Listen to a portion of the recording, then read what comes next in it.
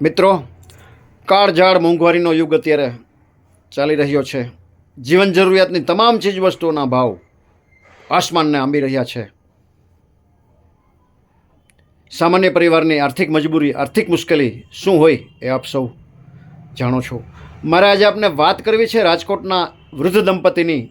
ઘોઘા બાપા એમના પરિવાર સાથે બેઠા છે. ઘરમાં કમાનાર કોઈ નથી. કોઈ એમને કરિયાણું લઈ દે, કોઈ આ મકાનનું ભાડું આપે, ત્યારે એનો ગુજારો ચાલે છે.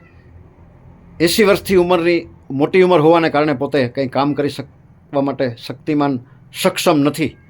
હું એમની પાસે આજે કોઈ કામ માટે આવ્યો. બંનેને વાત કરી કે બેટા, મારે 500 વર્ષના લાંબા સંઘર્ષ પછી અયોધ્યામાં જ્યાં રામ સાક્ષાત બિરાજમાન થયા છે, એ અયોધ્યાની જન્મભૂમિ, રામની જન્મભૂમિ અયોધ્યાના મારે દર્શન કરવા છે. રામના મારે પ્રત્યક્ષ દર્શન કરવા છે. માં સીતાના મારે ચરણ ચૂમવા છે.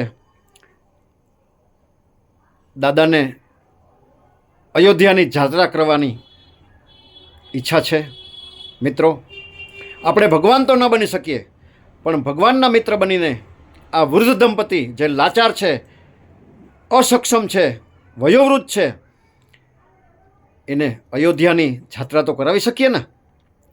ચાલો આપણે સૌ સાથે મળી દાદા દાદીને અયોધ્યાની જાત્રાના એમના મનોરથ પૂરા કરવા માટે મદદ કરીએ.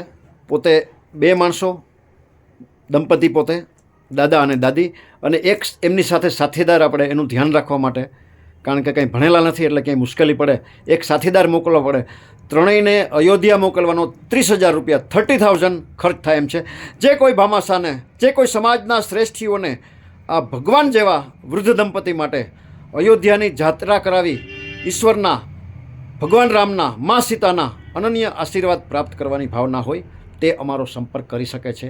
Mobile number 9825077306.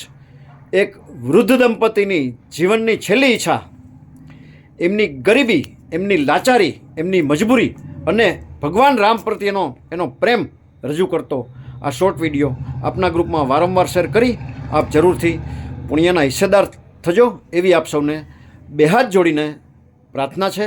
જય શ્રી રામ.